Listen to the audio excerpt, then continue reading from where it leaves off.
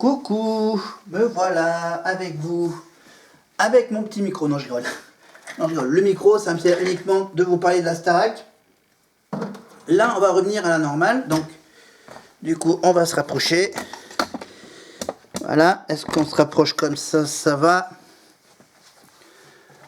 Voilà. Attends, je peux même me mettre un peu plus près comme ça. Voilà, parce que j'ai pas grand chose à vous montrer. Voilà, j'ai pas le rétroprojecteur. Le rétroprojecteur, je l'utilise uniquement pour hop là, parler de la Starac. Donc hop, il faut que je mette aussi le calendrier à jour. Voilà, hop, l'éphéméride. Hop, oula, je vais un peu trop loin là. 17, 18, et là on est le 19 mars. Voilà, je mets le mardi 19, voilà, en position.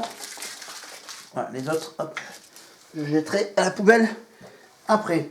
Alors, on va quand même terminer mon grand chapitre, ma grande saga avec le début du dictionnaire du biathlon. Voilà, parce que... Alors, donc...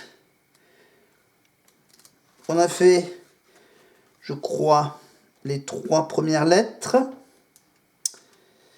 Et que là, qu'est-ce que j'avais? Alors, qu'est-ce que je peux... Alors, on va plutôt... Ah! On va parler bien sûr des derniers biathlètes. Voilà, pour finir la saison du biathlon. La saison du biathlon se termine évidemment avec donc la lettre D, la lettre E, la lettre F comme fin. Voilà, on va finir avec la lettre F et après on reviendra donc en novembre avec la suite de ce dico du biathlon avec bien sûr la lettre G, H, I, J, K, L. Et après il y aura bien sûr une 3e année où ça sera la lettre M, N, O, P, Q, R. Ensuite, il y aura S, T, Q, R, S, T, U, V, W, X, Y, Z. Voilà. Voilà, donc à peu près. Parce que là, donc D, E, F. Donc parlons d'abord. Donc là, on va faire un petit mélange. Parce que avant, je faisais bien sûr une partie des noms propres, une partie des noms communs, une partie des noms communs, une partie des noms propres.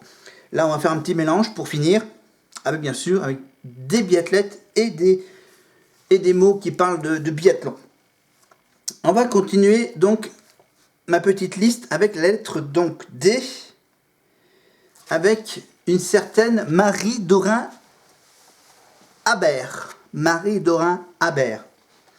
Voilà. H-A-B-E-R-T. Et en plus, regardez, oui, on voit bien le Paris 2024. Voilà. Paris 2024. Donc, pour éviter que ça coupe, on va revenir sur Marie Dorin Habert dans la petite suite. Parce que je vois que la batterie est presque à 0. Donc, voilà, le temps de vous dire que, évidemment, on reviendra sur la Star Academy, évidemment, presque une fois par semaine, en gros. Voilà, donc, vous me dites, quand je fais une vidéo, j'ai toujours la télé d'allumée. Et là, par exemple, j'ai la télé qui est allumée sur le premier prime de la Starac 6. La 6e année de la Starac, que vous pouvez bien sûr le retrouver sur TF1+, évidemment. Quasiment l'intégralité de la saison 6. Les primes de la saison 6, évidemment, pas les quotidiennes, malheureusement. Que les primes de la Starac 6, donc en commençant par le premier prime, évidemment, avec bien sûr les nouveaux profs, le nouveau château, les nouveaux élèves et les parrains, qui étaient donc cette année-là en 2000, donc saison 6, donc 2006. Les parrains, évidemment, c'était 2 hommes. C'était Yannick Noah, le côté français, évidemment. Dernier vainqueur du tournoi de Roland-Garros, qui commencera fin mai. C'est ça, c'est au mois de mai. Voilà. tournoi de Roland-Garros, donc du tennis, évidemment le tennis sur terre battue, donc bientôt sur France Télévisions. Yannick Noah, donc bien sûr champion de tennis. Et le deuxième parrain, évidemment, c'est donc maintenant un côté français et un côté international. Le côté américain, c'est un chanteur américain. Même couleur de peau que Yannick Noah. Pas tout à fait la même, pas une plus grande carrière, je pense. Aussi grande, mais bon, au niveau international, bien sûr, je parle évidemment de Lionel Richie. Voilà, en français, c'est Lionel Richie. Lionel Richie, bien sûr, avec sa fille, qui est devenue aussi célèbre que lui. Merde, c'est quoi déjà le prénom de sa fille avec Paris Hilton. Paris Hilton, c'est l'autre Richie. Ah merde, je l'ai oublié. Mais passons.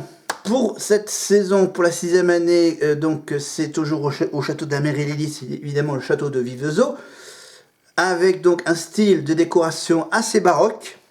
Chaque pièce a sa couleur, avec bien sûr les notes à chaque prime évidemment distribuées par les profs et même par le producteur. Le président de la maison de disques Universal Music France, évidemment le célébrissime Pascal Nègre. Évidemment, on retrouve bien sûr Alex Laroche-Joubert en tant que directrice, Kamel Wally pour la danse, Raphaël Ritchie pour les débriefs de Prime, prof d'expression scénique, Mathieu Gonnet évidemment pour les répétitions des Prime. Le plateau, c'est toujours le 217. Avec bien sûr là pour cette saison 6, bien sûr la nouvelle décoration du plateau. Donc avec là je crois qu'il y avait 2000 personnes pour le premier prime, à peu près 2000 personnes, grand max.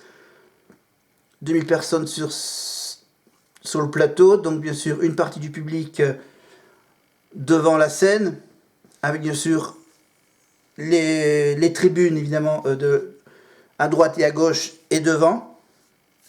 Les musiciens toujours derrière. Voilà. À droite et à gauche.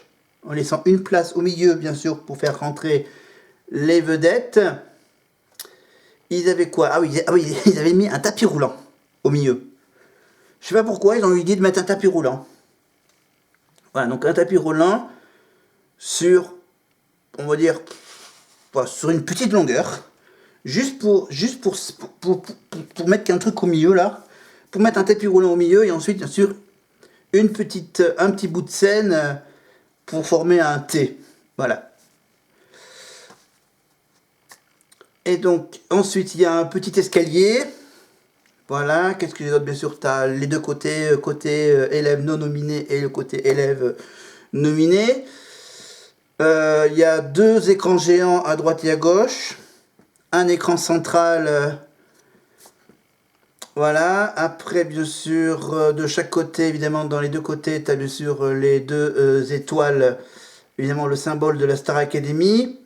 Le générique ne change pas beaucoup. C'est toujours Love Generation de Bob Sinclair.